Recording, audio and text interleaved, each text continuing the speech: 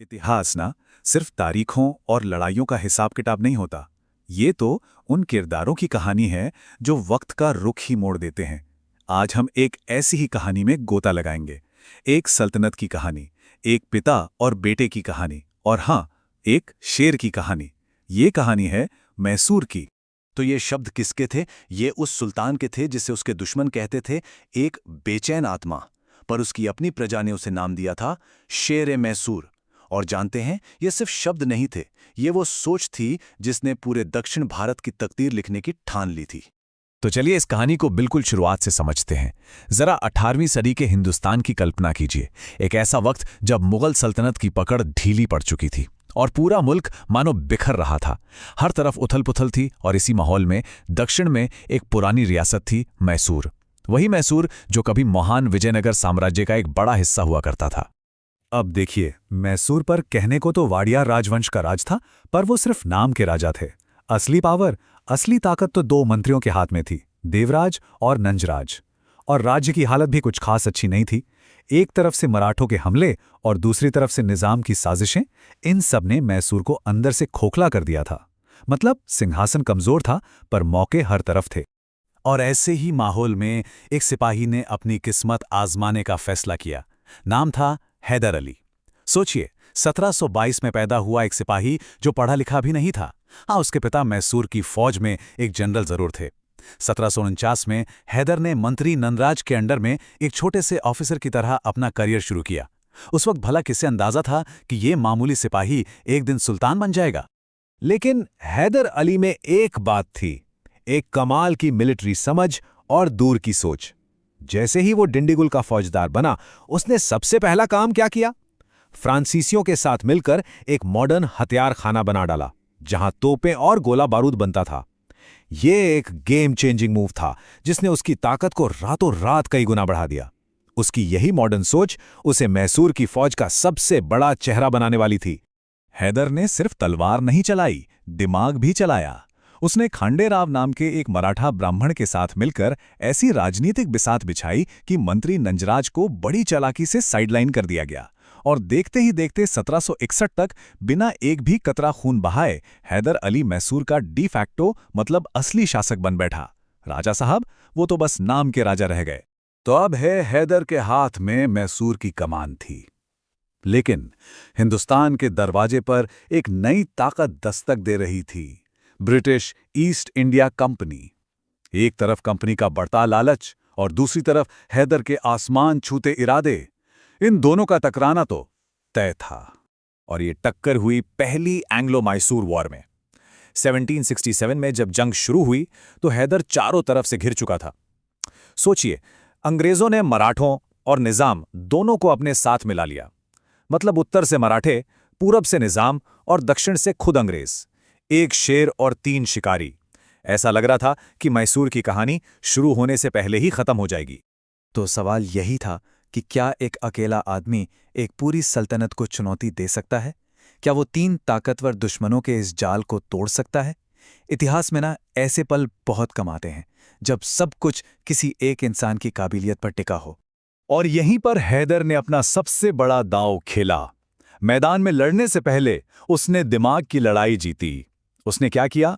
मराठों को दिए 35 लाख रुपए और निजाम को दे दिया जमीन का लालच। बस हो गया काम।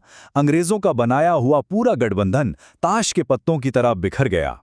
कहते हैं ना, जंग हथियारों से पहले दिमाग से लड़ी जाती है। और हैदर ये बात बहुत अच्छे से जानता था। अब मैदान में कौन बचा? सिर्फ अंग्रेज और हैदर। और हैदर ने अंग्रेजों को एक के बाद एक कई लड़ाइयों में हराया। फिर अपनी घुड़सवार सेना के साथ वो तूफान की रफ्तार से आगे बढ़ा और सीधा पहुंच गया मद्रास के दरवाजे पर। 1769 की बात है ये। अंग्रेज इतना डर गए थे कि उन्हें मजबूरन एक अपमानजनक संधि पर साइन करना पड़ा, जिसे कहते हैं ट्रीटी ऑफ मद्रास। सोचिए, एक सिपाही ने एक उभरते हुए साम्राज्य को घुटनों पर ला दिया था। लेकिन कहानी अभी खत्म नहीं हुई थी। 1782 में दूसरी एंग्लो मैसूर जंग के बीच ही हैदर अली की मौत हो गई। पर संघर्ष खत्म नहीं हुआ, क्योंकि अब मैसूर की गद्दी पर बैठा था उसका बेटा टीपू सुल्तान।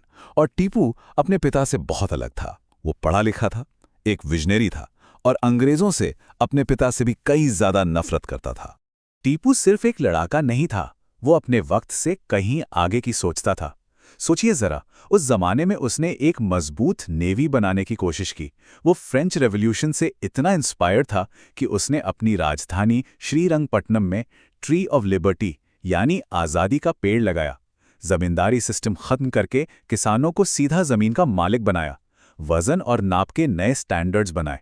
उसका एक ही मकसद था, मैसूर को एक ताकतवर और खुशहाल राज्य बनाना।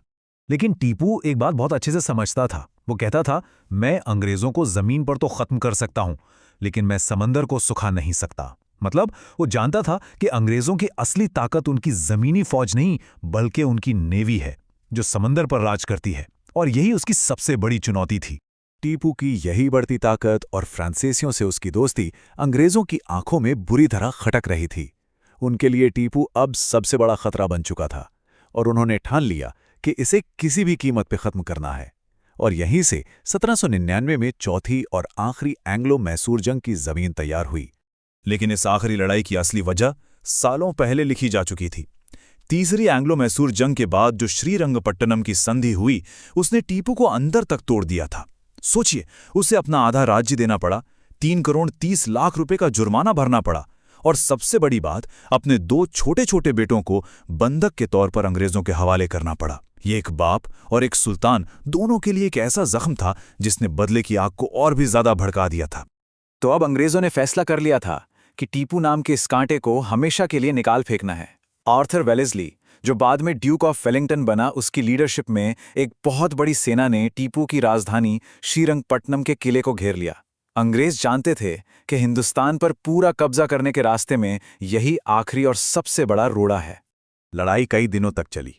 टीपू का किला वाकई अभेद्य था, उसे जीतना आसान नहीं था। लेकिन फिर वही हुआ जो हमारे इतिहास में अक्सर होता आया है, गद्दारी। दुश्मन बाहर नहीं, अंदर ही था। मीर सादिक जैसे टीपू के ही कुछ खास लोगों ने किले का एक कमजोर हिस्सा अंग्रेजों को बता दिया और बस उन्हें दीवार तोड़ने का मौका मिल गया। 4 मई 1799 ये वो तारीख थी जब मैसूर का शेर आखिरी बार दहाड़ा।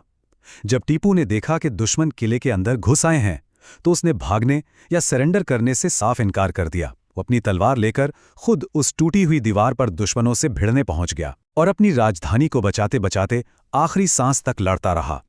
टीपू की मौत सिर्फ एक सुल्तान की मौत नहीं थी, ये मैसूर की आज़ादी के सपने की मौत थी।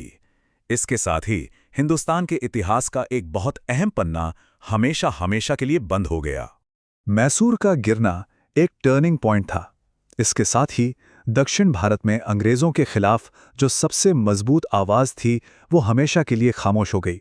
वो सल्तनत जिसे हैदर और टीपू ने अपने खून पसीने से सींचा था, अब पूरी तरह ईस्ट इंडिया कंपनी के कब्जे में थी। अंग्रेजों ने टीपू की सल्तनत के टुकड़े टुकड़े कर दिए। मैसूर का एक छोटा सा हिस्सा वापस वाडियार परिवार को दिया गया और गद्दी पर एक बच्चे को बिठा दिया, एक ऐसा राजा जो असल में ईस्ट इंडिया कंपनी के हाथों की एक कठपुतली था। मतलब हुक्म अंग्रेजों का और नाम राजा का। इस जीत के बाद ब्रिटिश गवर्नर जनरल वेलेस्ली ने ऐलान किया, पूरब का साम्राज्य अब हमारे कदमों में है और अब हिंदुस्तान हमारा है। ये शब्द आने वाले कल की तस्वीर बिल्कुल साफ कर रहे थे। ये सिर्फ मैसूर की हार नहीं थी, ये पूरे हिंदुस्तान पर कब्जे का ऐलान था। तो सवाल आज भी वही है कि टीपू सुल्तान कौन था?